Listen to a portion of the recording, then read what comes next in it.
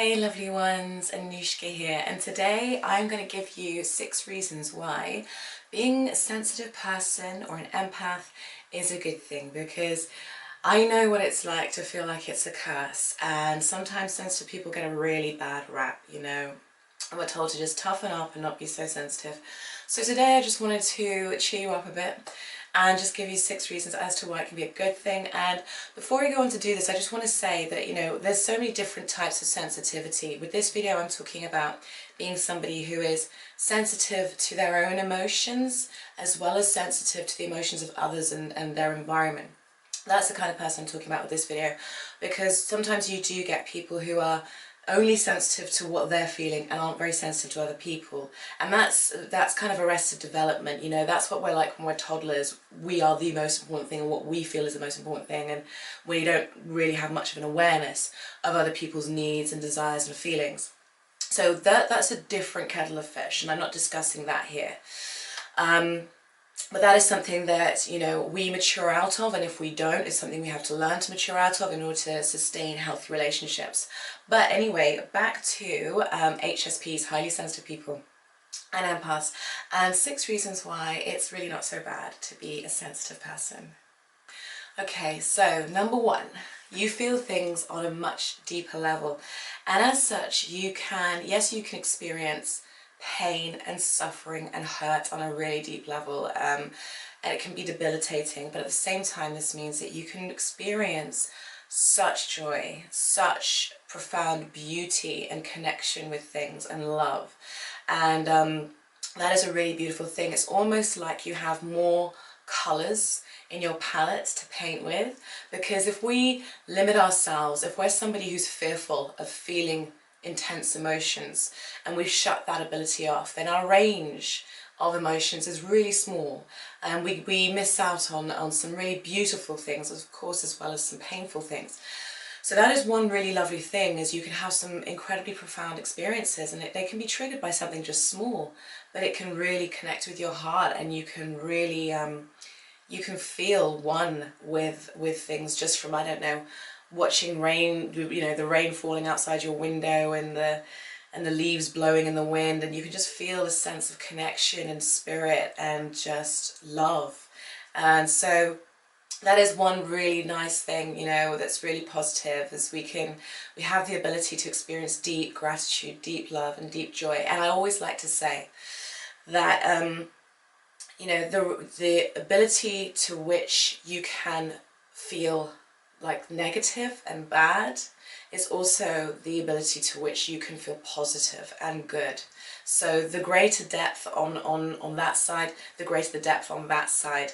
I apply it to other things in life as well. Like the more times, the harder you fall, the higher you can also climb, because you learn, don't you? And I think everything always balances itself out. So that's the first one. We're able to feel a huge range of emotions very deeply and quite profoundly. 2, sensitive people tend to be very creative, just because of the way that we look at the world. We pick up on the nuances of things, and we see beauty in maybe things that other people might not notice, and so we're able to translate that. And we tend to feel the urge to translate these things because what we see moves us so much that we want to kind of share it or do something with it, So it's great when it comes to creativity. When you think about great artists, be they musical, or maybe they were painters, actors, they have to have that emotional depth and that emotional sensitivity. They have to be able to pick out the little differences between things and between the way different things feel in order to portray them the way that they do. So that is that's another really lovely gift that I think a lot of sensitive people tend to have. Okay, 3. So we have the ability to build really close and intimate relationships based on our ability to be very compassionate and empathetic. Now, this isn't saying that somebody who's highly sensitive can't have great relationships and be a good spouse or brother or sister or friend or mother or father. not at all, you know. But as a very sensitive person or as an empath, because of your keen awareness of how other people feel and your ability to connect with their emotions and what they're going through, it can really build a place of trust, and people can feel like they just feel comfortable to talk to you, comfortable to be in your presence. Sometimes just being around you is enough for them to feel safe, and it can add great depth and intimacy to relationships. When used wisely, when we have an awareness of it, and when we're choosing the right people to be around, we can build some really beautiful and deep and intimate relationships when we're highly sensitive. 4, if you're highly sensitive, now not everyone is going to do this or going to be somebody who does this, but if you're highly sensitive, you also have the ability to really care for yourself amazingly well. You can take great care of yourself. Now this is something that, I'm a highly sensitive person, but that was something that I ignored for a while. I wasn't very good at my self-nurturing. So I've had to train myself into this, but as it wasn't that hard, to be honest, because when you're very sensitive, your body tends to know what's right for you and what's not. So I'm really good with food, for instance. I know what I should be eating. I know what my body needs in that sense. I've been really bad with it when it comes to sleep. You know, I used to fight going to sleep even as a kid.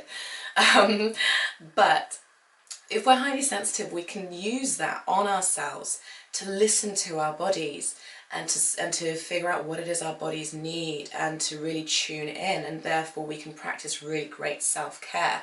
We can also use this in terms of the environments that we're in, and you know, the people that we're around. So using that sensitivity to tune into whether somebody is a match to you, or whether there's somebody who might make your experience not that pleasant, or whether, you know, an environment is a place that is a match to you and lifts you up, or whether it's draining or there's bad energy that just doesn't sit right with you. So we can use that to care for ourselves and to allow ourselves a more harmonious lifestyle. 5, now this one connects back to 3, where I was talking about being able to build great relationships. We can make really good leaders, and we tend to think of, when we think of leaders, we tend to think of the Wolf of Wall Street type person. You know, you have to be brash and uncaring and cruel and selfish and an egomaniac. That's not actually true, and great leaders can be introverted and they can be highly sensitive people, because when you apply that kind of person to a leadership role, they can bring in qualities of fairness, because we tend to want things to be fair for everybody, compassion, and an ability to connect with the people that they're leading and wanting to make sure that they're okay, being a humane leader, being very passionate.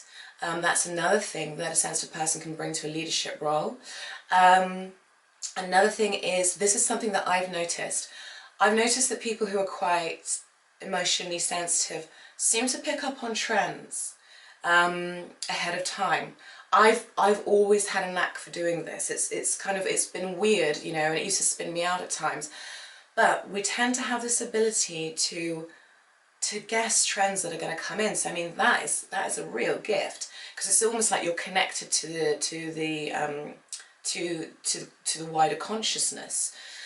So that is a gift. Another is emotional intelligence, which helps us to lead people. It helps us to judge situations, and it can also help us to figure out what it is people will want. So say we're coming from we're working in PR or something, or marketing. You know, if we're highly sensitive, then we've got a better grasp on what people want, what triggers them, what causes them to want to buy something. So that's another skill that can be brought into it. And lastly, number 6, we can be very perceptive when it comes to people and situations, which is something that some people lack, and is a real kind of gift that we have. I know, speaking from personal experience, I am able to very easily see what is going on with people.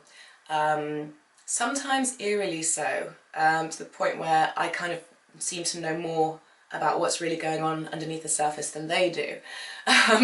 But we can be very perceptive about situations, about people, and that's something we can use if we want to help other people, whether that be in our work or in our personal life. The only thing to watch out for is that, you know, in your personal life, not everyone's going to want your insights. Not everyone's going to want to see what you see. You know, there are a lot of people who, and we're all like it at some point in our lives, who don't want to look at certain things about themselves. So I think it's important to be mindful of that, and to be very careful and delicate with how you approach matters like that, you know. But if you're using it for your work, then it's a great thing. And also just for yourself, it gives you the ability to judge whether somebody or a situation is right for you, and it's a great kind of little guidance system to lead you through life. Because ultimately, I'll finish this off by saying, you know, ultimately our emotions are there to guide us through life, and without emotions we would have a very dull experience on this planet. And unfortunately, we've lived in a culture, for most of us, for a very long time, where emotions have been deemed as being, unless they were positive emotions, they've been deemed as kind of something we don't want to deal with, and something to kind of be ashamed of almost. We've been in a long emotional dark age. It makes me think of Game of Thrones, really, you know, the long winter. I feel like that's what we've been doing with emotions, you know, and it's like winter was there for a very long time, and now spring is coming, and we're starting to understand what our emotions are actually about. And like I said, if we had this human experience and we had no emotions, what would it be? It would just be a series of events, one after the other, that we would respond to mechanically and automatically, and then we'd die. And there wouldn't be any memories, because you need emotion in order to trigger memory. There wouldn't be any real experience. So it's quite mad when you think about the fact that we've been so funny about emotions for so long, because ultimately they are what makes our experience.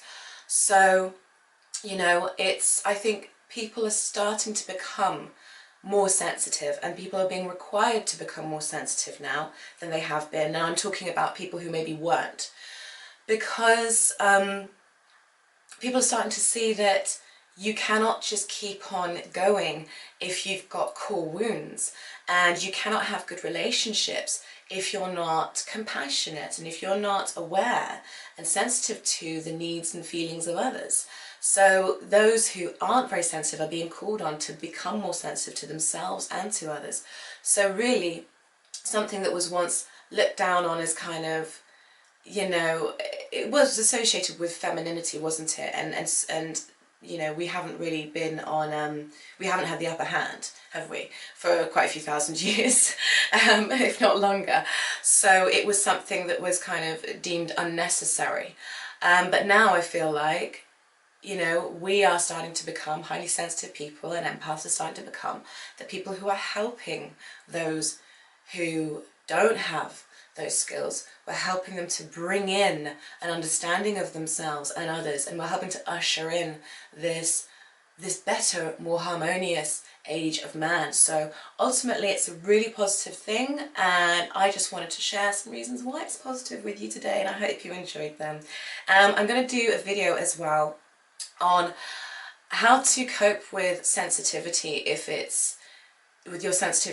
seems to be getting in the way, or if it's causing issues in your life. So I'm going to do a video on that, so feel free to check that out, and it'll have some tips and advice as well. Alright guys, take care, much love, bye bye.